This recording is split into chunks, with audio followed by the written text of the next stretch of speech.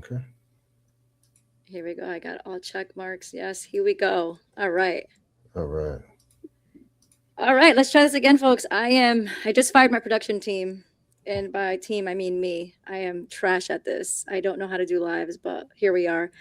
Welcome to the Abby Effect, which is my not so big, not so small podcast, not so big because guys, I don't even have 500 subscribers, but I do have 200. So thank you guys for subscribing to my channel. I have a very special guest today, my very first guest, Mr. Keith. Keith, take it away. I want you to give a quick introduction and just kind of let us know who you are and why you're here. I'm sure Yeah. everybody knows who you are. Well, no, so basically, who I am, I'm an Iraq war veteran.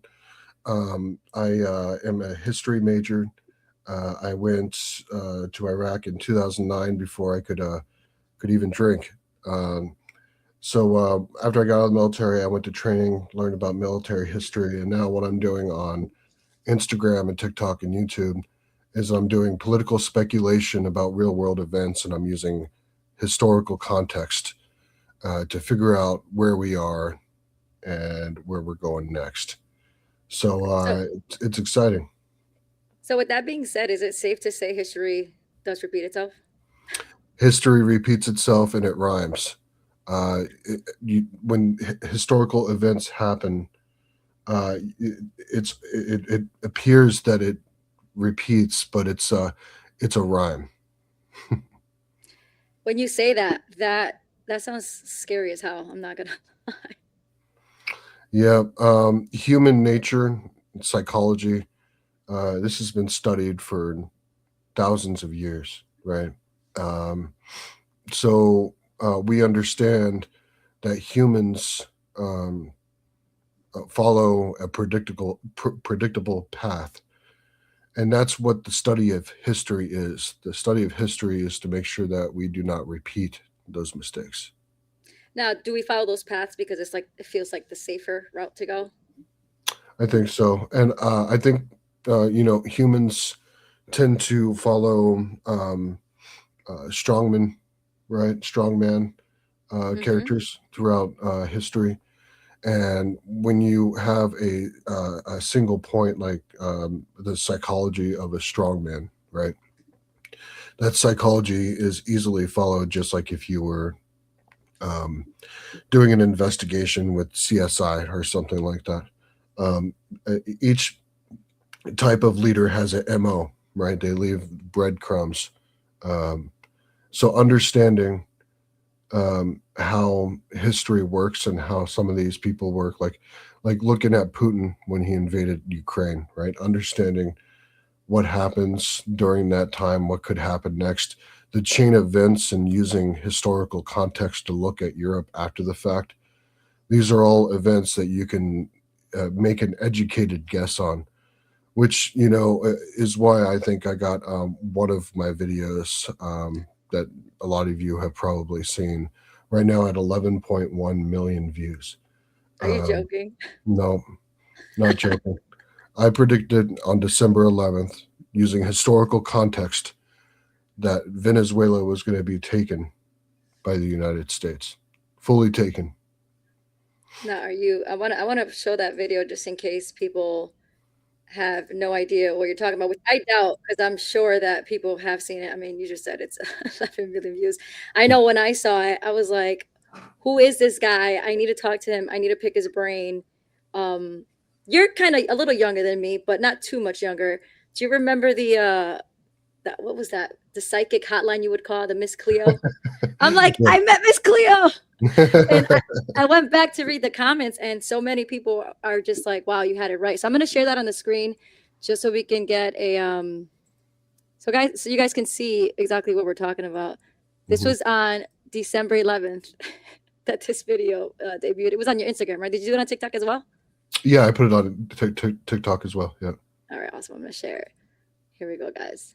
Trump is moving to take Venezuela because we are about to lose economic activity from Taiwan due to a Chinese invasion. The Telegraph is reporting from a top secret document that the U.S. military has assessed that it would be destroyed if a confrontation happened between Washington and Beijing over Taiwan. Document points to over-reliance on Chinese goods, along with their hypersonic missiles that can destroy aircraft carriers within minutes, which leads into what we are doing into Venezuela. In Taiwan, we have economic activity at about $130 billion per year because of chips, AI, and other things. At a modest recovery at $60 a barrel, Venezuela could output 190 billion per year. It is now clear and obvious to me. China is about to make a move on Taiwan, and we are taking Venezuela because we would not be able to economically survive without the output from that oil. This is why the president and the government is not making a case to Congress. It would induce a panic. It's the only reason why we have 25% of all of our forces right off the coast of Venezuela, currently in a pre-World War. Still gives me the chills when I watch it. Guys, that was Yep. December 11th. That was December 11th. That was 3 weeks before Maduro was captured. That was, what, January 3rd it happened? Yeah. Mm-hmm. You know you freaked a lot of people out, right? And by a lot of people, I mean me. Did I freak out a lot of people? Yeah, because, especially the next thing that I said right after that was because we were about to witness a Chinese invasion of Taiwan. I know, Right. I have so many questions about that. Mm-hmm. I saw Yeah. that they had their naval ships literally surrounding the Taiwanese waters. Mm-hmm. And what's that about? So if you recall during the right before the Ukraine war, there was a military exercise that included Belarus and Russia. And the military exercise was to surround and have some live fire drills, but to simulate an attack on Ukraine. It was no longer a simulation. That's what I was about to ask. Yeah. They decided to pull the trigger, right? So the exercise to move military forces, that way they had an excuse to move military forces into position. It's just an exercise, right?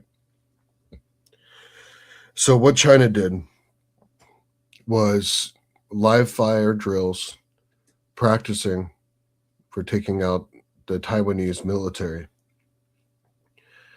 Now, if you have been listening to my content lately, I've been talking about what the State Department has been saying about our hemisphere. Taiwan is not in the United States hemisphere. We're seizing. The Monroe Doctrine, is that what you're talking about? Yeah. Or Yeah. what is he calling it? The Don Roe? Yeah, the Don Roe. The Don Roe Doctrine? Yeah. So I think we're probably gonna start seeing a three-way regional struggle along the same lines that we saw pre-World War I. The United States, and I know this is going to be really hard for a lot of you guys to hear, but it's the truth. The United States is no longer a superpower. Would you say China is the superpower? No, there is no superpower in the world that controls. Think about the United States 1985 to 1995, something like that, right? Right. Think about where we were in comparison to the rest of the world. We were a superpower, right? Now, when you think about the current geopolitical climate, can you say there is a superpower right now that is so far ahead that they can just throw their weight anywhere in the world and make anything happen? No. The answer is really no right now. And I think China is about to demonstrate that with Taiwan. Now, according to the Telegraph from early December, the United States said through its own military and its assessment that they believed that the Chinese military would destroy the U.S. military in a confrontation with Oof. Taiwan. That was a U.S. military assessment. So it wasn't even from our adversaries. It was intel from our people. Right. That's So, mortifying. yeah, and that was the prelude that you guys are actually seeing now on the throwing the weight around in our regional area, Colombia, Cuba, Greenland. What the fuck? It's like You know, $100,000 he's offering now to each resident. Did you see that? God, that's crazy. There are homeless veterans in this country. I agree. And Yeah. now you could just suddenly give $100,000 each person, and there's over like I was 130,000 gonna say, people or something that do we live. know the population of Greenland? I'm gonna look that up. Um, It's something like that, yeah. I did want to ask you, you you labeled it as simulation that ultimately became, to fruition, right? Is that something you see with Iran right now? They're testing their missiles, and Israel's like, no, they're lying. This is all fake. Is it? Do you see that coming down the pipeline as well? Yeah, I mean, I could see. I would not be On our surprised. hemisphere, but I was just curious about that. Yeah, no, I would not be surprised if we had an attack on Iran as soon as this weekend. I would not be surprised. Um, the reason why I say that, just today, the Islamic Republic cut all internet access to their civilians. Oh yes, I Um, saw that. you saw that, right? Yeah, I Yeah. did. Um, and it's because the protests have become so diversified. In fact, two cities have fallen to demonstrators. I saw Oh, I that didn't today know too. that. Yeah. Um, so, what is Israel and the United States thinking right now? A crippling strike against the Islamic Republic in the middle of this could spell the end of the Islamic Republic. Which is ultimately what Israel's been kind of leading to since the 80s. I Yeah, think it's fair to say. yeah. No, I would even say, I would say that they were even messing with Iran, even Fire. Yeah. before the revolution. Yeah. It's some scary stuff. I'm gonna put this on the screen. I just shared, I just Googled the um the population of Greenland just so we can follow up with what we were talking about. Hmm. So it's 56,000 to 57,000 people live in Greenland. So if he wants to offer $100,000 per resident, or I don't know if it's per property owner or whatever it is, while we have homeless veterans in this country, that's a problem. That's a That's a big huge problem. problem for me. That's a That huge problem for me. that's not America first. I'm sorry, guys. It's not. And some guys don't want to admit it. I mean, the America First movement, I think it's no longer. Something happened in the last couple of years. I've seen a shift with the loyalty to even to the base. Something's going on where it's no longer America First. And if you can't admit that to yourself, or you can't just say it out loud, then that's you're kind of part of the problem. That's not America First, guys. I think you hit the nail right on the head, Keith, when you say there's so many homeless veterans, people that gave their lives, their families' lives for our freedoms, made sacrifices that I would never. And again, I should say this to you actually. Thank you for your service, because I know that, and we'll talk about what you did. You were in Iraq, right? If I'm not mistaken. So I Yes, do ma'am. thank you for your Yeah. service. This is completely ridiculous. Yeah. I agree with you. And the whole thing about one of the things that drew a lot of people to the MAGA movement and the American First movement was the truth being told about the Iraq and Afghanistan wars, right? Hmm. Afghanistan was justified to go in, but maybe not stay, right? And then Agreed. Yeah. Iraq, why the fuck were we in Iraq? Come on, they Right, told us there was weapons of mass destruction. right, You right. don't remember that lie? Like that Yeah, was horrible.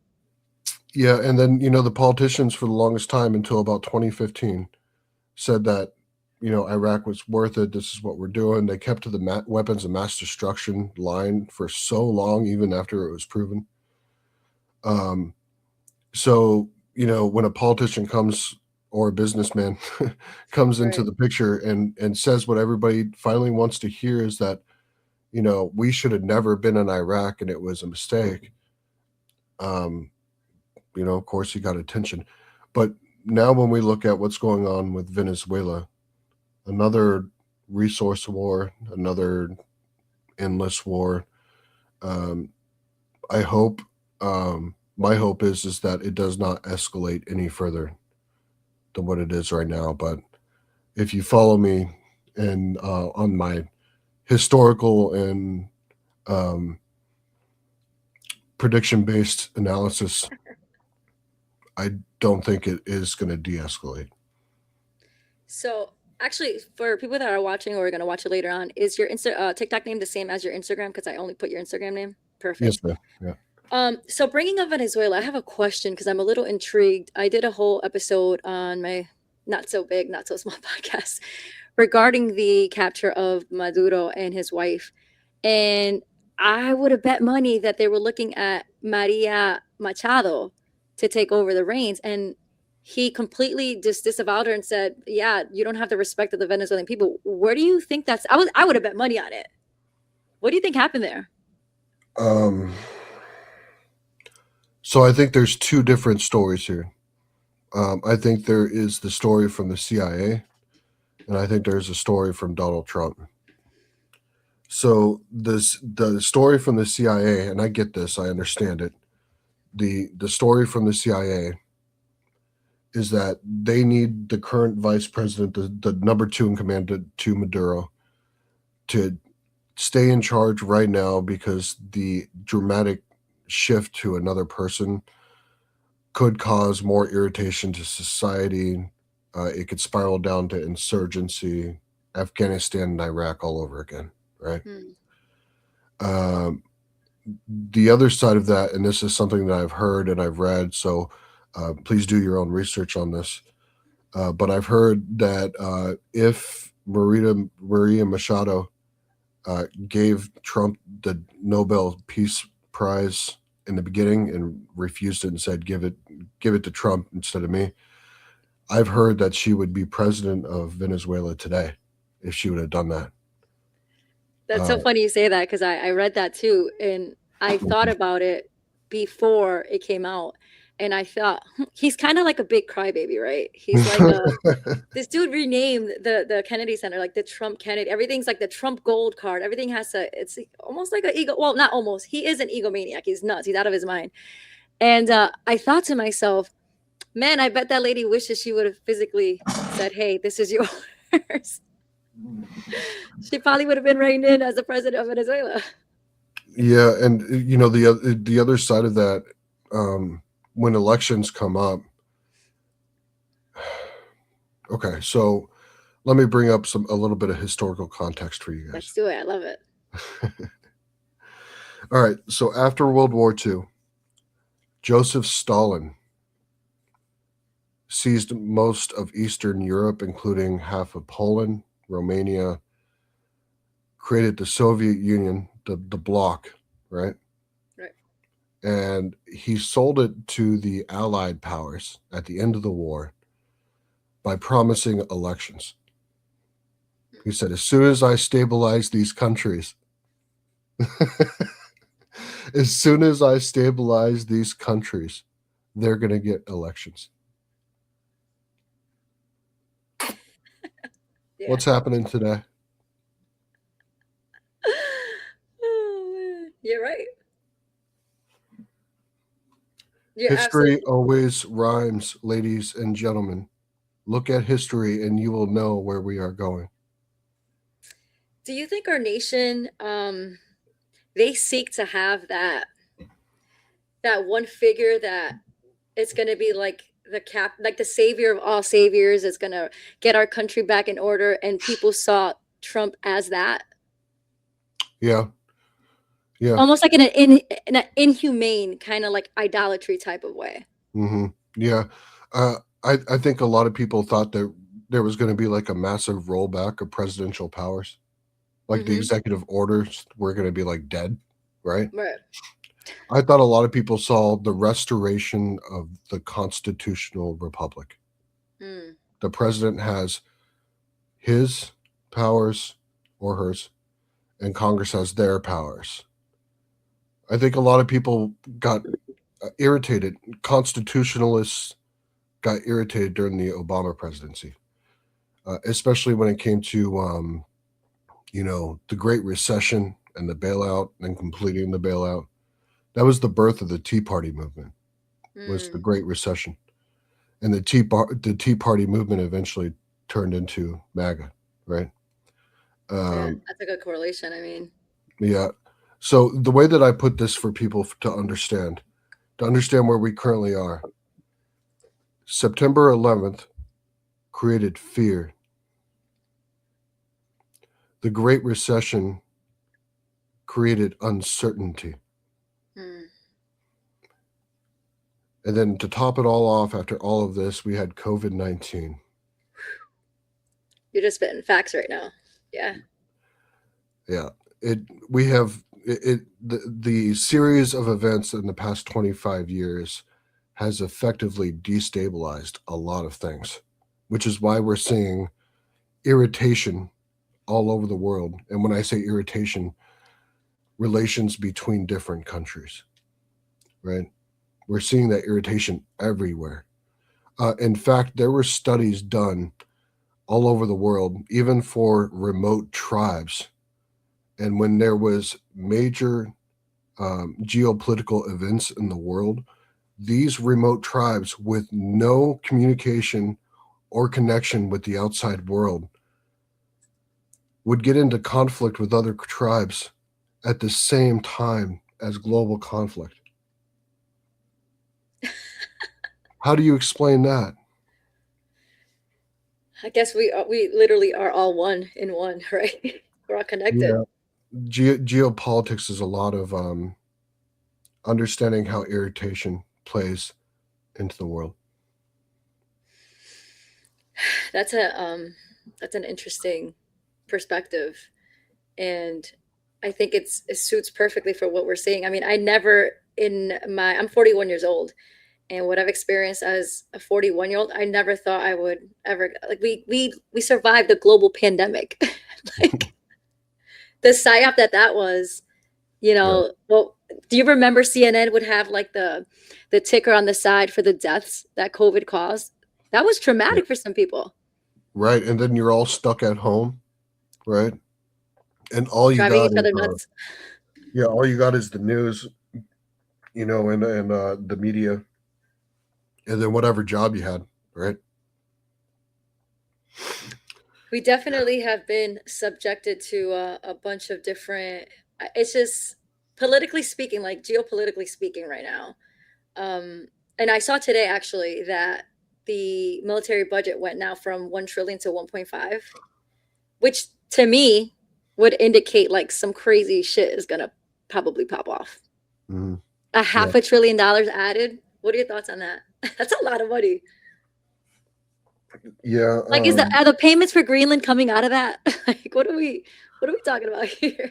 No. Yeah. They're prepping for something. The whole reason why we had to secure Venezuela in the first place is the exact same reason why the mustache man had to secure Czechoslovakia and Poland. Yes. It was because of resources, and he was using. If we roll back to 1933, right? Um, the mustache man was using Czechoslovakia and Poland as stepping stones for what he actually wanted to do, right? Yeah. Which is why in one of my videos I mentioned to you guys that I think we're going to see a modern day blitz of extreme speed and extreme violence with one of the best militaries that has ever existed in this world. We have air, sea, and land power that can move anywhere in the world in 18 hours. No shit. One of our aircraft carriers can destabilize a small nation. One aircraft carrier. How do how do average uh, average working day Americans prepare for this? And I do have a question real quickly before we even dive into that. Mhm. So I did a video on my YouTube talking about Iran as well, saying Iran's next. Trump did talk about Cuba. Do you foresee these events? I'm acting like you're a psychic, so I do I do apologize for that. But you're so knowledgeable that I just want to ask other things. Do you foresee all these events taking place simultaneously, like Iran, Cuba? Venezuela was just what 5 days ago. It seems like it's been going on forever, but it's only been 5 days. Yeah. So put your mindset as Kim Jong Un.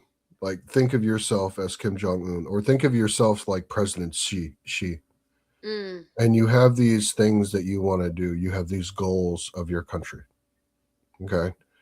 And the United States, and if they are focused on one thing at a time, maybe two, maybe three events, maybe. then we could probably handle that. Now, if you're looking from the other side and you're saying, man, I really want to take South Korea, or I really want to take Taiwan, the best time to do that is when that big beast of a monster is stretched as far as they can go already. Right. Um,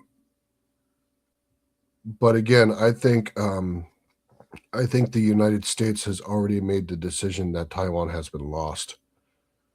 Right now, we're just basically getting bonus economic time. Um, Yeah. China, China to help Russia's war machine purchased thousands of amphibious attack vehicles. These vehicles can go into the water, drive across the water, bring troops in, just like on D-Day when you guys see like Saving Private Ryan, how they were all pushing the ships, those boats to sea or to the land. I mean, opened up. Now these things have become a lot more technologically advanced nowadays, but it's the same concept. The reason why Who Taiwan do they has purchase it from? what's up? Who do they purchase it from? China purchased thousands from Russia. From Russia. Okay. I Yeah, wasn't sure. That's what you said. and Russia, of course, because of the Ukraine war, they haven't been needing amphibious attack vehicles, but they made them, and they need resources, so they sold a whole bunch of them to China. So when you hear people say, "Oh, Russia is still in this war because Ukraine stands a chance, otherwise they would have been uh, taking them over," what do you say to that? Because that's like an argument that I've had with people. I'm like, yeah, if Russia really wanted to destroy Ukraine, it would have happened. People are like, well, then they should have. This is basically saying that Russia is not the powerhouse that people believe. I mean, It's been that's a what? How fair many years? assessment. That's a fair assessment. People asked me on another one of my videos, like, do you think Russia is going to try to help Iran?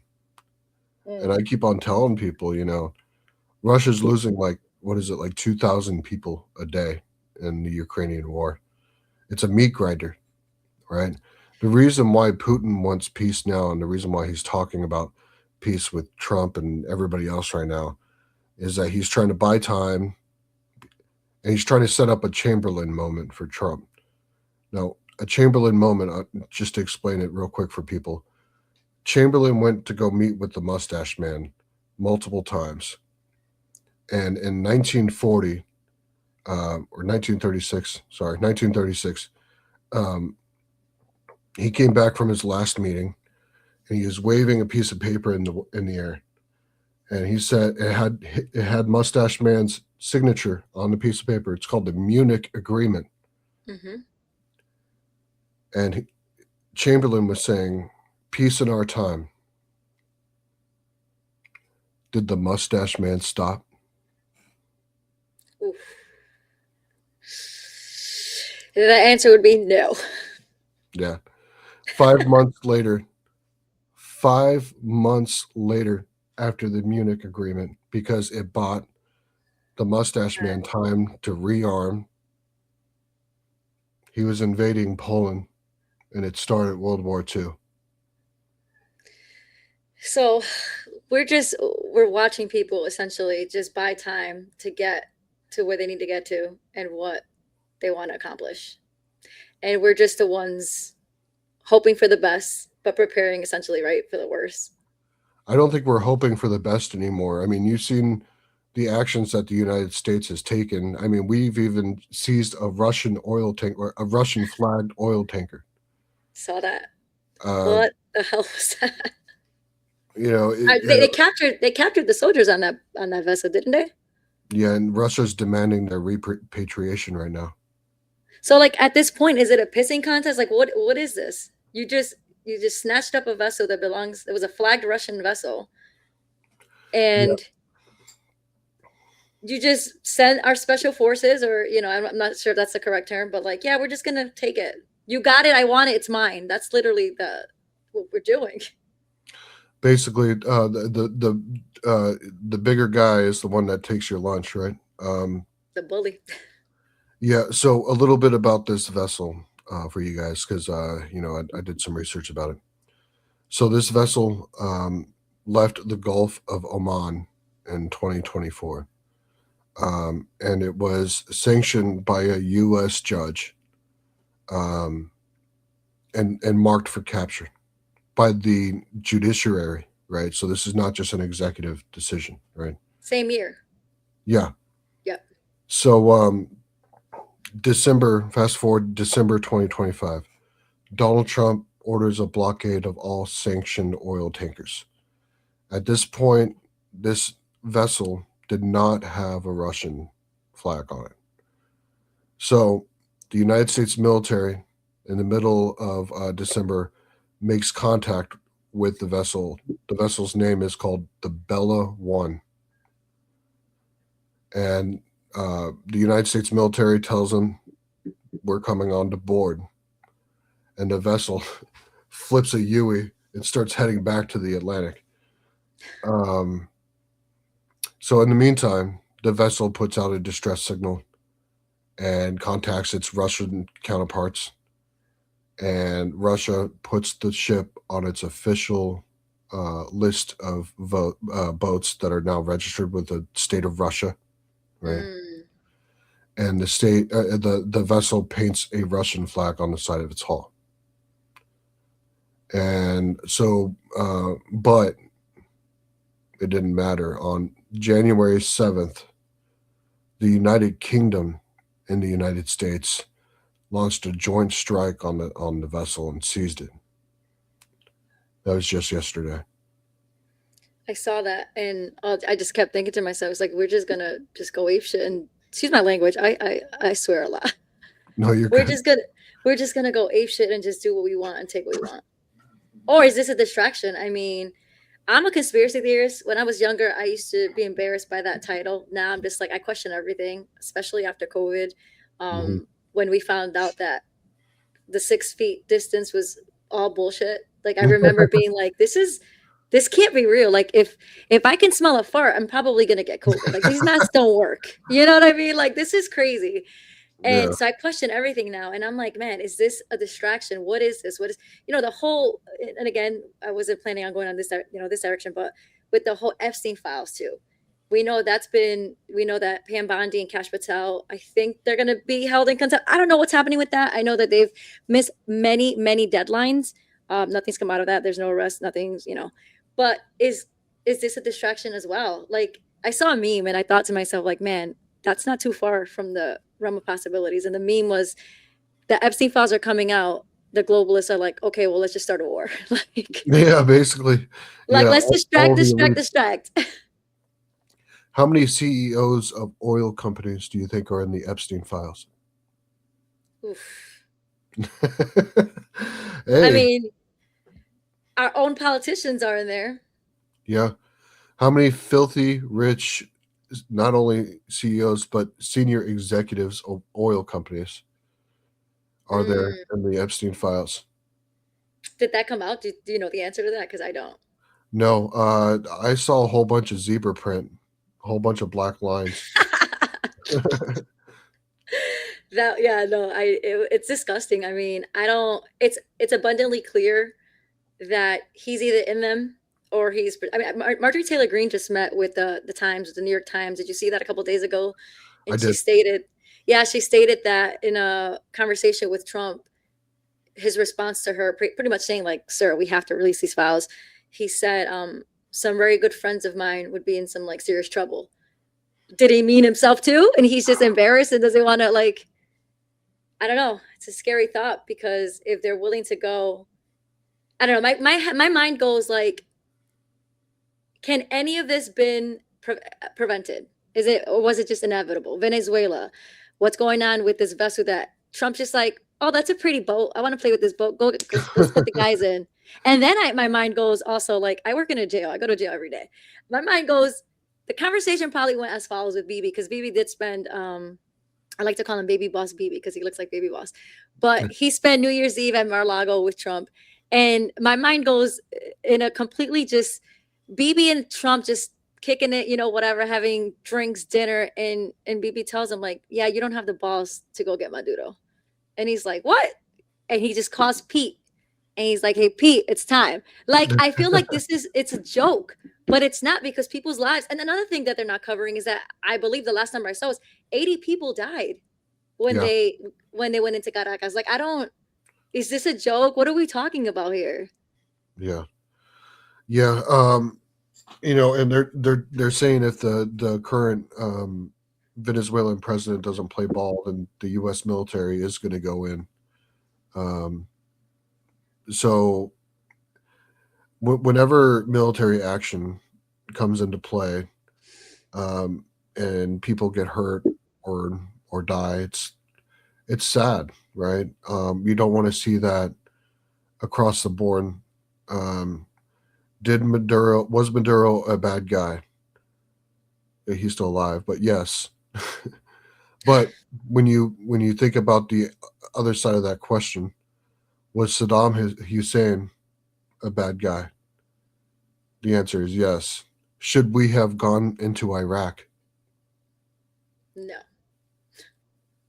What was that? It was like 8 years of civil war. We completely destroyed that country. We spawned ISIS. The whole reason why Yep. ISIS exists is because of the invasion of Iraq. I'm so glad you brought that up because if history does repeat itself, what does that tell us about what we're doing today?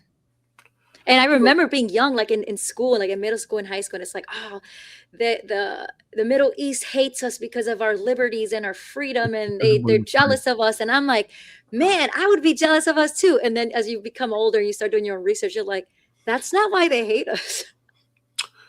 Yeah. So yeah, and I fully dived into that whole thing. Was told that they're trying to get, you know, my family and our liberty, and you know that's why I joined the military at 18, and I was in Iraq before 21 because I wanted to stop what was happening. Right, I was in 8th grade when I saw 9/11 happen. So it was, you know, being a kid, a teenager, especially a teenage boy with hormones going on. You're like, yeah, let's go get them. You know? Right, yeah. I mean, you're referring to a teenage kid, but we have actual full-grown men on Twitter who are like, yeah, let's fucking get like they're expressing the same, and it's like, what? So we're just gonna kill people. That's what we're gonna do. It no matter what. We're just gonna capture Maduro, murder 80 people. I think one was like an elderly woman too. I'm not mistaken. Don't quote me on that, but I feel like I read somewhere that there was an elderly woman that was, you know, Yeah. was taken out as well, and it's just it's crazy.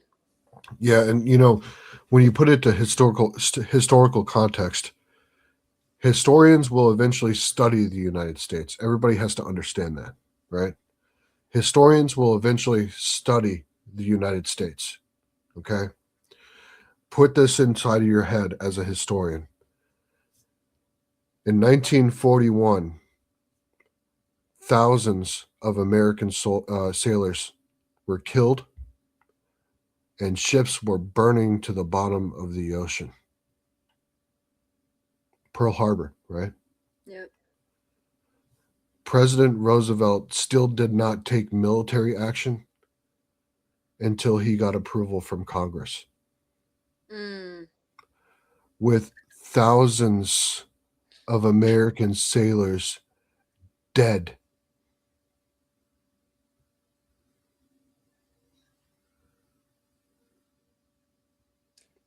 And today, Congress doesn't even have a say in anything. Trump just. And you have to remember, historians will eventually study this, Mhm. and they will have two events, and they're going to compare and contrast. What does that say about America today?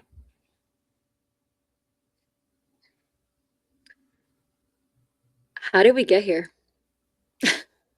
That's a heavy question. Too many presidents pushing executive power. That's exactly what it was. Does it ever get better? It can. I personally think if a president runs in 2028, or yeah, I'm sorry, presidential candidate runs in Mhm. 28, and they run on the platform of rolling back presidential powers to the Jefferson era, pre-Louisiana Purchase. See, Mm. Jefferson extended his presidential powers by purchasing the Louisiana Purchase without the approval from Congress. Because you remember, at the time, Louisiana was owned by Napoleon, and Congress didn't want anything to do with any type of deal with Napoleon at all, right? So Jefferson made a deal on an executive level and extended presidential powers, and that's when it started. And it kept going and kept going and kept going. If a presidential candidate runs in 2028 and says, I will roll back all presidential powers to constitutional levels, they will win. How does how do we get a candidate like that that's not being blackmailed That's not toxic and not or involved in all controlled? that Yeah. shit. Are we too far gone? I mean, I can't think of anybody. Can you think of anybody that, I mean, giving the power back to we the people, I mean, sounds like a great starting point. So, everybody has to understand in the last presidential election, Kamala and Trump both raised over $1 billion each. Each. So when we talk about the presidency, it is out of reach for most people. Yeah. So that's the hardest thing is money in politics, term limits in Congress. You should not go into Congress and have a fucking 40-year career and Like, coming out it's and going into a insanity. nursing home. Right. Trading stocks in Congress should be illegal. I mean, come on Agreed. now. I was Come gonna on. say you go in there making what 150,000 a year, if that. I don't even know, and then you leave a total millionaire in the millions. Yeah, and I try to approach this whole thing apolitical, as you guys know. But Nancy Pelosi, she came She did her. she has, I mean, there are people that have made millions following her trades. People have become Yes, rich following her trades. I saw there's an actual app that follow the trade. It tracks all her her buyings. I remember when she purchased, it was like X amount of dollars in Nvidia, and I'm like, I should probably just do like a call option or something, and I did it. And then when she sold, it was like millions of dollars. I'm like, and I agree with you. I think that should be illegal. I think it should. I think Representative Luna from Florida has been pretty vocal about the insider trading, but who's nobody stopped Pelosi. Who's gonna take the reign on that? I think people are afraid. I think money is the root of all the love of money, or the love for money is the root of all evil. So people just kind of lose touch. I want to believe that most people, when they get into Congress, they want to fight for their constituents and they want to do the right thing. And somehow they just get, I don't even know, they transform into this money hungry. Something Mhm. happens when you go to Congress. I can't explain it. How many of them do not receive money, whether it's from APAC or whether it's from whatever lobbying entity? But how many? The money's no longer coming from the average American that gives their little $20 or their $100. It's not happening anymore. Right. Yeah. And, Citizens United allowed corporations to be able to use political voices to be able to put unlimited amount of monies into super PACs, stuff like that. Yeah, that's a valid point. So it pulls away things like this. as far as getting a good person into the presidency. Um, that's not a regular person. Real quick, I need to go take a Yep. 5-second break. Just need to go use I'm the gonna. restroom. I'll be Yeah, right yeah. Go back, ahead. Yeah, take it easy. guys. Thanks. Oh boy. Guys, if you're just joining us, welcome to the Abby Effect. Small little, my not so big, not so small podcast. It's my first time with a guest, Keith Goldsby. His Instagram name is on there. It's the same for his TikTok. He subsequently just went viral for posting a video on December 11th, kind of predicting what was going to happen in Venezuela. And he was spot on. So I wanted to just have a conversation with him in regards to where the heck that information came from and how did he know. So I'm going to put it on the screen so just whoever's joining us now, he went to go take a quick break. I'll put it on the screen now so you guys can see what I'm talking about here. But this is the Instagram post that he posted on December 11th, 2025. Let me make sure the volume's on there. But actually he's back. Also, Sorry about Jaws. Jaws is my favorite movie, just so you know. Oh, Jaws is your favorite movie? Like for the 50th, I literally decked out with a Jaws 50th. I bought all the things, the socks. I was like a nerd, but yes. No, I was just explaining to everybody that's watching who you were and just an update on your TikTok account and your Instagram. And I was gonna just show them the video, but since you're back, they can see it, and I'll add the link to the description. I wanted to ask you another question. It's completely left field, but it bothered me because I love Tulsi Gabbard. I'm like a huge Tulsi Gabbard fan. I don't know how I feel about what's going on. She's been very, very quiet. I feel like she's kind of playing it safe. She doesn't want I'm assuming, this is all speculation, she doesn't want the Marjorie Taylor response. So she's very quiet. But following Tulsi, I know that she is still a soldier, I believe. I think she's with the guards. She joined the military because of September 11th. A lot of people like yourself did that. And so I can't ask her, but I ask you as somebody who was part of that. And again, we thank you for your service. How did it feel knowing that, or watching the new leader of Syria, Ahmed Ashara, just playing hoops in the White House with some of our military members? And he was a part of a group tied into Al-Qaeda. I thought that was like a smack in the face to our soldiers. So somebody like Tulsi, who gave her life in the military, she's still in active military. Not active, but you know what I mean? She's still in the guards. Like, what the hell was that?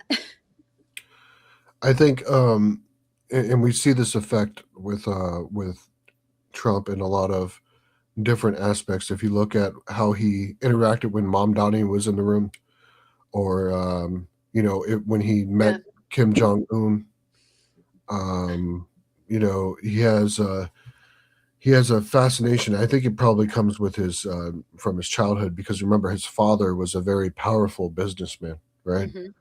So I think Donald Trump has an affection for powerful people, and it's a subconscious thing. You could see it play out in real time. Yeah, that's actually a good way of putting it, because going back to putting his name on the Kennedy Center and the Trump gold card, where you could just now buy your citizenship. Folks, if you're watching this from abroad and you want to buy your citizenship, welcome to the Trump era. It's called the gold Trump card. For $1 million, you can become a citizen. Is it $1 million or $5 million? Initially it was 6 million. And then, it was 6 million. And then I think I read somewhere where now it's like 1 point. The number changed pretty drastically. I could be wrong. If somebody can comment and just fact check me. But what? You were just going to sell citizenships, just like Rudy Giuliani was selling pardons. And do you know who John Kiriakou is, by the way? Mm-mm. So John Kiriakou is an ex CIA agent who he became the whistleblower for the CIA water torture program. And I think I know what you're talking about now. Yeah, he's an awesome dude. I've emailed back and forth with him. But yeah, he ended up serving, I think it was like 24 months, because he was just on an interview, I think, whether it was like ABC News or whoever it was. And he's like, yeah, no, Bush lied. We, in fact, not only did we partake in a torture program, it was ineffective. And somebody told him, hey, Donald Trump can get you a pardon. So he's like, you got to go through Rudy Giuliani. So he meets, guys, I put a video, a short video on my YouTube about that. I'll add it on there. But he meets with Rudy, and Rudy's like, yeah, it's going to cost you $2 million. He's like, $2 million. He's like, I don't have $2 million. They took my pension. I'm here because I need a pardon. But it's like, we live in this world where, like, I guess you can just buy yourself a pardon. If you have, I can't afford a pardon. I mean, I'm not a criminal, but citizenship, what else? You can buy Greenland. Like, You got to wonder if some of these pardons that have been coming out recently that are a little questionable about, drug convictions and crypto fraud and stuff like that Trump has been issuing. Very rich billionaires that were in prison, right? and also the ex-president of Honduras too. Yeah. I'm actually fairly certain that Maduro is going to Russia more than likely. I don't think he's going to be spending much time in jail. I think he's probably going to get some kind of release because of financial reasons. And he'll be exiled to Russia for the rest of his life. But yeah, I don't think he's going to be spending too much time in jail. Is that what you think is going to happen? Yeah. That's interesting. Yeah, if you look at other heads of states that have actually been captured by the United States, it's always like some kind of perp walk and some kind of display and diplomatic stuff. And then once the situation ends, they're usually exiled or sent somewhere. So I think that's probably exactly what's happening. See, I have zero faith in this administration that I'm like, yeah, they're going to charge him, right? And then he's going to get charged with all these, but then here's going to come Trump, and whether before he gets impeached, if he gets impeached, or before he's done with his term, he's going to be like, remember that guy from Venezuela and his wife? He was a good guy. He looked good in that tracksuit. Let's get him a pardon. I just don't have faith. Just like I feel like he's going to do the same thing with Ghislaine Maxwell. I could be completely far, with this, but it's like nothing surprises me anymore with this administration. And it was funny because I think that people like this administration specifically, they think that we, the people, are stupid. Like they wanted us to believe this narrative that it was over drugs and it was over these boats. And it's like, that's not, I don't, it's very infuriating. Especially, I'm a huge, I have a lot of friends in the military, co-workers in the military, or, veterans. And it bothers me that those are the last people that we take care of in this country. I agree with you, especially when we're talking about, subsidies and bailouts for companies or paying other countries' citizens to convince them to join the U.S. Why isn't there shelters all over the country with that type of money for veterans, right? Yeah. I saw a post today on Instagram that it was actually the first time that I saw something like that in that perspective. And it was about a lady basically talking about the same thing we're talking about with our veterans, our homeless veterans, and the lack of resources. And she's like, it just dawned on me, what if this is done on purpose? Because the knowledge, the experience, and the wisdom that our military men and women have, there will be a revolt. They would know how to take down the government. And I'm like, it was eloquently put by her. I completely butchered it. It was an awesome video. And I'm like, I never thought about it that way. What if conspiracy theorist here? Yeah. I mean, when you look at the end result of the Iraq and Afghanistan wars for the veterans, for a long time, it was sustained that 22 veterans were losing their life every day at their own hand. And it's still pretty high. And the conditions on the ground contribute to that. And you have to wonder, is it part of the bigger plan? I mean, it's a fair question. I was interested in asking you how, where, and when do you do your research? Like, I'm just getting fascinated with politics and history, and obviously your time in the military is going to give you a knowledge that I would never obtain. But just the fact that you were able to call that out with Venezuela. And like you talked about the telegram that was sent out, and I'm like, what's happening? What does he know that I don't know? What are your resources? Like, what do you do where you know that you're getting the information correct? So I use multiple sources. I use an app called Smart News, which is a news app on Android. It gives you uh, top news from around the world from different sources, and it Gotcha. doesn't just give you like one echo chamber, right? So Smart News is a good resource. Um, Also, I would have to say that a lot of the um, insight that I have is from years of studying military history and uh, writing papers in the middle of the night and Yeah, wow. understanding exactly where in a lot of these projects that you do in college when you're looking at military history and or history in general is that you have to formulate your own opinion when you're writing these papers. So sometimes you could have a 20-page paper that you have to justify what you think, right? Mm, So there's a lot of critical thinking skills that has to go into any type of history degree, right? And so I would say that that training really kind of helped me understand context for global situations on top of just seeing a news story. Because if you see a news story, you see a news story, but what does it mean, right, right. right? That's Which basically it. conflict worries you the most right now? Are you worried? Mhm. You seem like so chill. Like your videos, I'm like, if it were me, right? If it were me reporting what you report, I'd be like, guys, check it out. This is what's happening. However, you're like, guys, this is what's happening, and you should probably prepare. Like, I was a little dramatic. Sorry about that. You're good. So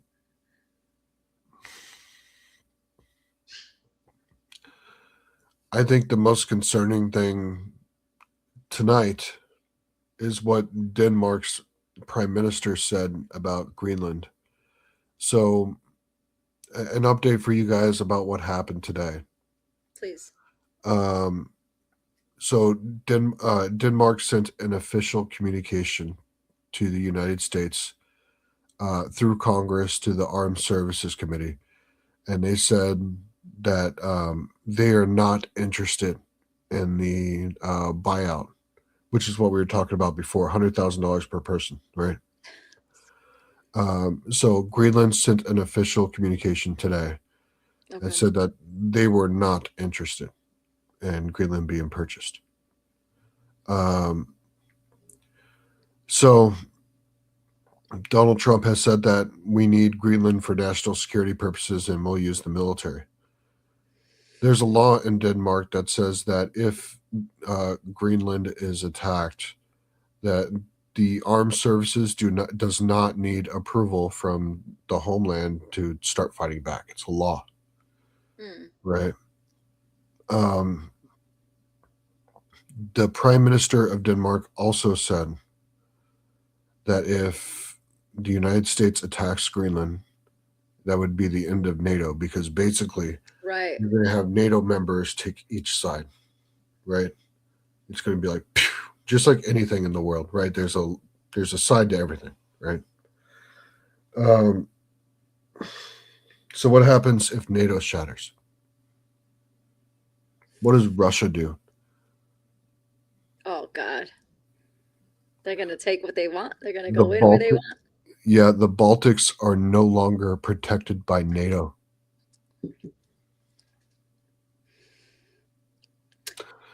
Yeah, the So, European Union would probably not last very long without some kind of NATO structure behind it. are you opposed to the destruction of NATO? What are your thoughts on NATO? Oh A man. lot of people are conflicted. I feel like I've seen a lot of people talk about it, and it's a hard one. So my general opinion is that alliances, especially when they get intricate and they get complicated, it's dangerous. It's exactly what happened in World War One, right? Alliances were triggered conscriptions were ordered. One thing happened, so 3 other nations had to be pulled in because of a treaty. Right. World War I was largely caused because of stupid treaties. Right. Right. But on the other side of that, NATO existed to counter Russia. My personal opinion is that NATO should have been dissolved in 1995, I think. Hmm. 1991, the Soviet Union collapsed. There was no need. Yeah. Mhm. So, 1991 to 1995, you have some buffer there, spend a little bit more money, organize everybody, make sure everybody is fine, dissolve, right? 4 years, 1995, 1996, should have been done. But the choices were made that were made. And in the 2000s, we included Lithuania, Romania, and another country. It's 3 countries. It's like 2004 or something like that. We added 3 more countries that used to be Soviet Union, you know, states, and we pushed in. We basically been pushing NATO towards Russia since the end of the Soviet Union. Um, so you have to wonder: is the purpose of NATO now was the purpose of NATO in the 90s and the 2000s and the 2010s? Was that to counter Russia, or is it something else entirely? It's a lot of good questions you asked me. I hope that people who are watching this want to they want to go and do their own research, and like you said, history. I said history repeats itself. You said history rhymes. This isn't. We're at a point in our country and in the world, if you want to be honest, um, where it's unpredictable. Like I went to sleep Friday night thinking I was going to have a flight on Saturday morning to Puerto Rico to get some sun for the weekend, and I wake up to we kidnapped a president and his wife. We took her too. So we're in uncertain times, and it's scary because I feel like our generation is just seeing everything for the first time. I mean, granted, there was, we had in the 1800s, we had, or 1900s rather, the Spanish, like people experienced this, but like me and you now, the things that we're experiencing right in front of our eyes is crazy. You're right. Millennials have been fucked every Shafted. which way since Sunday. They really have We, been. we've been We, shafted, and people can't even buy homes today. People, we worry about going into other countries, but I know that there's a bigger reason. I know there's a bigger, plan behind it. And I just hope that people that watch this, which by the way, guys, follow his page. He's probably at like 13 million views now for that viral post. We got to learn our history, because how do we know where we're going if we don't know where we came from? exactly. You have to know your past to know your present. You have to know your past to know your future. Um, yeah, this is an interesting conversation. And going back to Greenland, it's fair to say that we want Greenland for the location, right?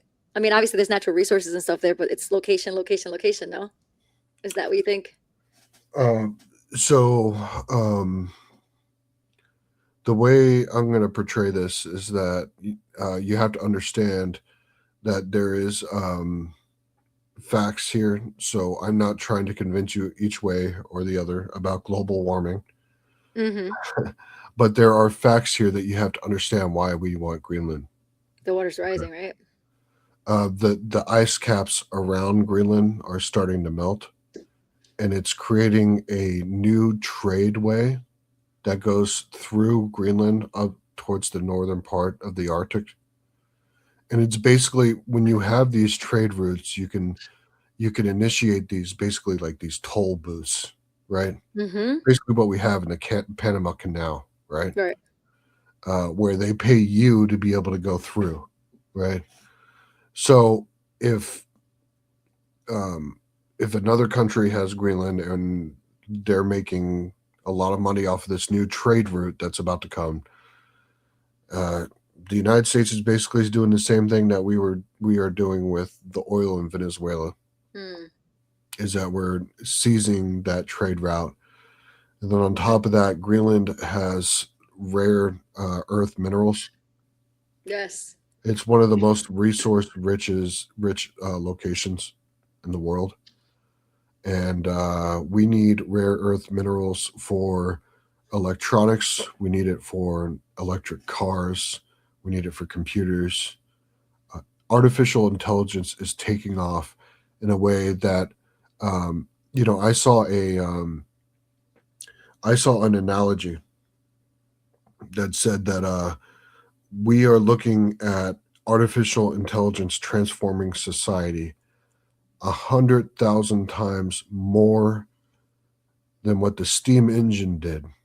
Holy smokes. 100,000 times more impactful than the steam engine. Guys, I hope you're paying attention. He's talking about AI. Yeah, AI is not coming, it's here. yeah, it's here. But it hasn't really been unleashed to production yet. But it's about to. Like what we're seeing on chatbots and stuff, the logic that we're using with ChatGPT and stuff, AI will eventually be able to make real world decisions on production, inputs, demands, supply, and make real world decisions at that moment. It has not, people don't understand this. AI has not really been unleashed to production yet. We haven't really unleashed it to producing goods and services. We have it as a good reference point. It's like a really fancy Google machine right now, right? That's a good comparison.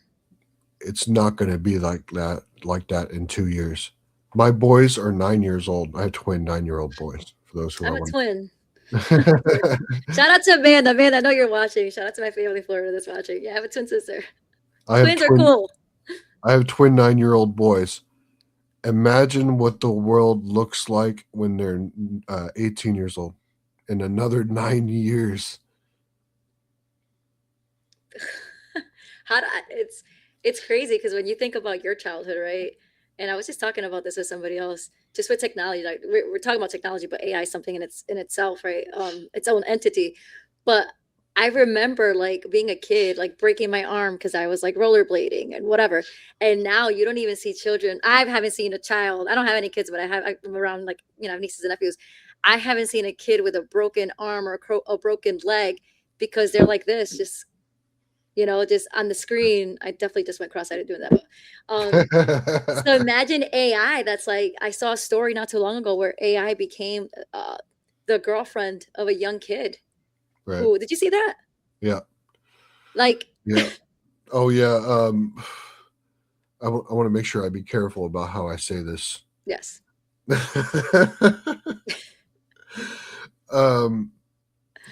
There is a significant demand from a lot of guys that have no game, right? Yes. For robotic. Yes, I saw that. Right. And I think it will be a significant market. But the other side of that is that it now competes with procreation, actually reproducing and actually contributing to society, right? And I think we're going to see something along the lines of an unhealthy disruption that technology can do with human psychology. Think about when the internet first started coming out, like really started coming out for the individual user, right? Like 1995, 2000s. The millennials had unfiltered access to the internet, right? Yeah. Think about a lot of the stuff, a lot of the garbage that was out there. Mm-hmm. The same thing's going to happen with AI.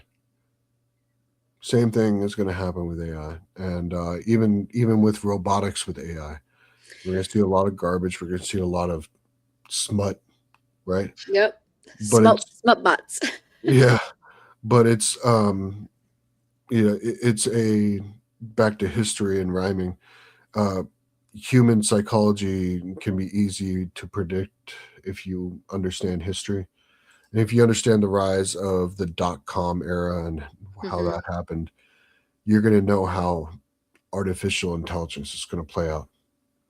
And then my conspiracy. It's invisible right now, but actually, guys, I apologize if you can hear my dog barking. He's mad because he's in my other You're bedroom, good. I so I can't hear. apologize for that. Okay, good. So my conspiracy hat goes on, right? And it makes me think, how many times Bill Gates has talked about depopulation and how there's way too many of it. I think even Elon has spoken about, he wanted to colonize Mars by 2050. Um, it makes me think with these future robotic madams, if we want to call them, Oh if God. that's ultimately like part of the bigger plan as well, because depopulation has been a conversation that's been, and again, and even with the whole global warming talk, people are like, oh, global warming is a hoax, whatever. The facts are the facts. The facts are the facts. The water's rising, the ice caps are melting. Is the United States going to do what they have to do to get that trade route? They're going to do whatever they have to do to get it. Same thing with AI. People are going to do and promote companies or robots or whatever to make the billions of dollars. Right. And these billionaires, they have their sticky little nasty hands in all of it. So if depopulation is part of the situation, let's get these robots out here. Yeah, I mean, the other side of that is, you know, the doomsday scenario, where artificial intelligence takes over the world, right? And Mm, you know, I think there's always a chance of that happening, right? But I think what is more likely to happen is that a slow burn of the human race. So if artificial intelligence did take over, or it was able to have some type of influence over something like that, I could see AI wanting to do something that could take 7, 8, 900 years to slowly depopulate mm. over multiple generations. So the individual person that's living their life doesn't actually see the impact over 3 generations ago, right? Wow. The Yeah, difference between life 3 generations ago and today. Yeah, how can you compare and contrast that, right? that's a scary thought. So I think more than likely what's going to happen, um, is some kind of slow burn of the human race until eventually, you know, machines take over the world, and and the Terminator comes and gets you, uh, all of that. But you know, the other side of that is that there's a equation on the other side of artificial intelligence that is unlimited resources and having a job being optional, and everybody is at the max level of wealth all of the time, right? Mm, Is that where we're going now? When nuclear energy came out, the 1950s, remember that, the nuclear family, um, the same story was sold to them. Do you know that? mm. No. They said that nuclear energy was going to be able to produce anything because it's energy out of almost nothing, right? Unlimited energy out of almost nothing. We're going to be able to do anything we want, open as many factories as we want, right? So the unlimited wealth, unlimited resources, unlimited production, automation, all of these ideas were also sold to the nuclear family. So just a little bit of context. I think the artificial intelligence situation is more like a bubble after, if you guys remember, like, what do you call it? The 2000s, Y2K, that's what it was. God, I remember that. Yeah, everybody thought the computers were going to burn down, and then Yeah. after that, the bubble and money burned, basically. Um, I think everybody has a lot of high expectations of AI, which it has a lot to fulfill, but I don't think it's an unlimited type of ambition where you can do everything. You know what I mean? So essentially, what you're saying is we're still going to need humans. People still need to exist. Yeah. Mm. Okay, guys, start having babies. More and more babies. More babies. More babies. Yeah. It's a scary conversation to have because we know the direction that this is going. You said 5 years. I was thinking maybe like 10, but it's you're the historian here. I'm gonna give you that. I'm gonna crown you that name tonight. And it's scary because you're right. Your little ones are 9, and to think that by the time they hit 18, you're gonna be like, man, I remember having this conversation with what's that girl's name, Abby, on that Yeah. podcast, and we talked about the boys, and they were 9 years old. Like it's a scary thought because where does it go from here? I mean, by the time my boys are 18 in 9 years, it's a certainty that artificial intelligence is going to be largely impactful to society. What that is going to look like is a big question. Wasn't there a country? I'm gonna Google it real quick. Wasn't there a country that had their first like political leader be AI? Is that true? Did I read that somewhere? Oh man, I haven't heard that. That would I be gotta crazy. Google that. AI. I'm gonna Google that. The first artificial I want to intelligence. say it was Albania, but I don't want to be. I love Albanians. I don't want to say anything, but I feel like. Oh, let me Google it. I'll see what I find. Which country? I feel like I read an article like that. Used AI as a, I'll say political figure. I don't know. Figure. We'll see. It was probably a meme or something, but I am intrigued. But do you see it going down that direction?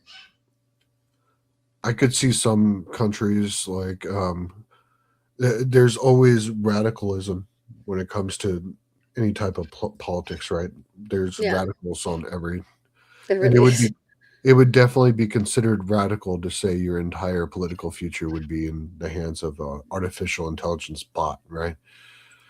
I could see people supporting it, saying it would be the most efficient way to be able to handle politics, right?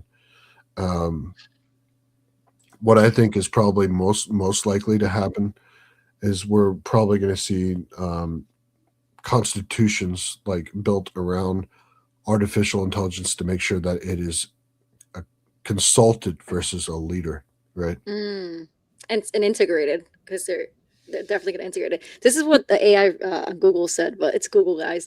It said in September 2025, Albania became the first country to appoint an AI system named Delia as a Minister of State for AI. That's a position. Whoa. Wait a second. You're making the AI in charge of the AI?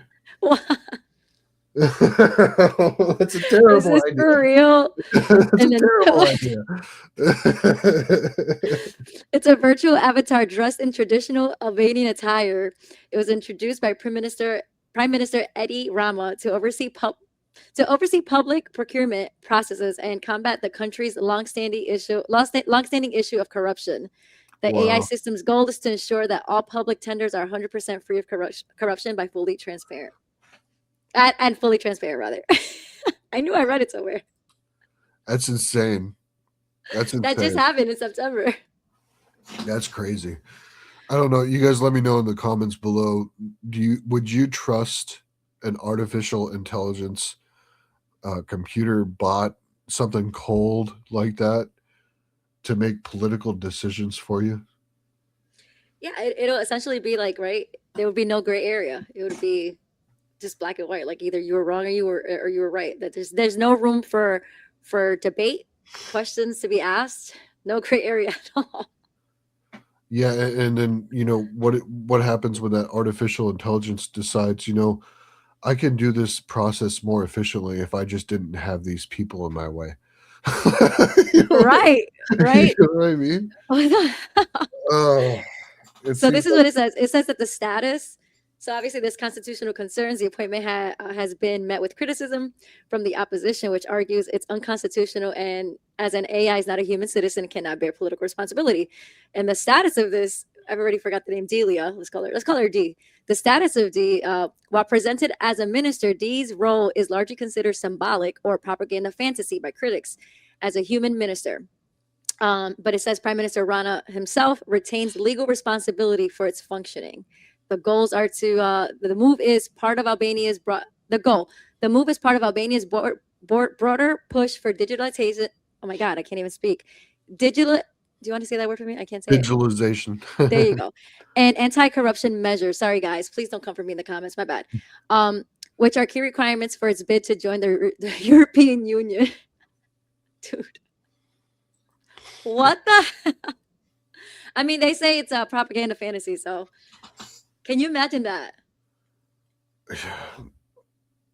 How did the robotic dogs work out in New York? Remember that? You know, they used them for, you know, bombs and stuff, which I guess is, you know, good that they can get them close to be able to do those type of things, right? Some type like a rover or something like that, right? Right. But when you start having a machine making decisions for you, especially when it's, you know, politics is supposed to be meant for people to review, right, and to make decisions. And when cold, calculated decisions are made, it can lead to bad consequences. Right. Yeah, I agree. And it's like we're kind of screwed either way, guys. If AI is making the decisions for us, we're screwed. And if it's the politicians, they're getting paid on the side. So we're kind of fucked either way on any side. You're right. You're It's right. unfortunate. Guys, look into the Monroe Doctrine. Look into everything that Keith brought up. This was a great conversation. I could talk to you for freaking hours. I have so many questions, and hopefully we can do another one. Guys, if you have any questions, any comments, concerns, again, don't come at me for my spelling or my reading. I'm not, whatever. I did have one last question that I want to ask, and then I guess we can, I mean, I'm free all night. We can keep it rolling, whatever. It's up to you. But it's kind of, you know, it's already an hour, 20 minutes in. But I do have a question for you. Is there, it's probably going to, okay. I was going to bring up Minneapolis and what happened over there because the AI kind of reminded me of that. Like, imagine if Totally police officers fine. were AI. Yeah. If officers were AI, right, they would either condemn that officer or say, oh, no, it was self-defense. We're in a very, very strange part in society right now. Like where we are, it's scary. But are there any stories that you think are flying under the radar right now that people should be asking questions about? Yeah. So there's a couple of them. The first thing, I have not seen this very much on the mainstream media, but Iran taking down their internet access for their entire country as these protests are exploding. You would think that would be propaganda gold for the United States, right? Why isn't that going more crazy in the media, right? Agreed. It seems odd to me. Maybe it's designed to not induce a panic, but or give people ideas. But on the other side, I think the United States is probably going to try to condemn Iran for a lot of the violent, you know, protest crackdowns and stuff. But on the other side of the hand, you know, they're going to be able to make some kind of argument that the U.S. hasn't necessarily been the greatest with their demonstrators, right? And you guys can look at everything objectively and make some decisions for yourself. But this is an argument that geopolitics is going to put, and people are going to have two different sides of the equation, no matter what situation you have, right? And I guess I'll just part with this. In 1985, Reagan convinced the entire world that the Soviet Union was evil, right? That event led to multiple countries suspending trade and cutting off diplomatic ties with the Soviet Union. Reagan even successfully compared the Soviet Union to the evil empire in Star Wars.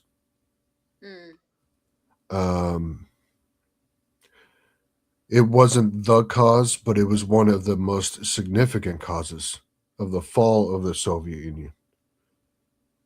So when we talk about these individual stories that are coming out and how this is working out, people have to understand the overriding context of the perception of the world. Perception of the world is a national security issue. And I'm concerned with the moves that we've been making, that China, Russia, North Korea, people that want to take advantage of us looking bad, are going to be able to successfully make an argument that the United States is an evil empire. Mm. So I'm seeing a historical correlation, and I'm concerned about it. And I think everybody that's watching this should be concerned about it and take that into context as you are viewing news stories and as you're listening to politicians. We have a larger story that's going on right now, and that's the perception of the world. That was beautifully put. Thank you. It reminds me of Malcolm X when he said, the media has the power to make the innocent look guilty and the guilty look innocent. And Exactly. if we as Americans, as just the human race, it is our duty to do our research, to not necessarily just go by following a story because the person that's putting it out there we're fans of. We got to do our diligence. We have to pray for our country. We have to pray for each other. It's scary times. This was a fantastic conversation. Thank you for you dropped so many like gems today. I can't wait to go back and rewatch this because I'm gonna be like, I'm looking into this and I'm looking into that. Tell everybody where they can follow you. I mean, guys, he's viral everywhere. So like, do the things, all the socials. Yeah. So I'm on TikTok. I'm on Instagram, on YouTube. On Friday nights, I'm going live. The Keith Goldsby Show. It's something that I'm starting up. I'm going to be inviting guests just like this.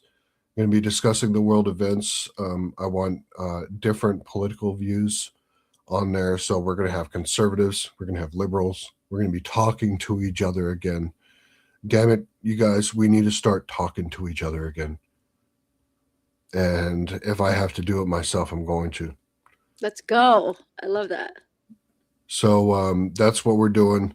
I'll sprinkle in lives as major events happen between TikTok and Instagram. For example, when Maduro was captured, I went live that night and talked about it. So as things develop, you guys will be seeing me. I'm not going anywhere. Guys, follow. I'm going to put in the description his page, his YouTube page. Follow. We got to do better as a country. We gotta do our own research. Stop falling for the what do they call it now? The Fed slop. What we're being told. Yeah, the Which, slot. Yeah. Yeah, like they're showing us, right? They showed us online. And I'll end with this real quickly. They showed us online that in Venezuela people were celebrating the capture of Maduro, and then on other sites you'll see people are literally protesting against what the United States did. So, Right. so some of the truth has to be. And again, the Iran story, that's a big one, guys. Look into the Iran story. They cut their internet. They cut their power and internet, correct? Depending on where you are, they cut power in some locations. Because of demonstrations. Yeah. All right, guys. You heard it here. Thanks for watching the Not So Big, Not So Small podcast. Abby Keith, it was a pleasure. God bless you and your family and your kids. And we'll talk soon, and we'll see you later, guys. Have a good one, guys. Thanks. Bye.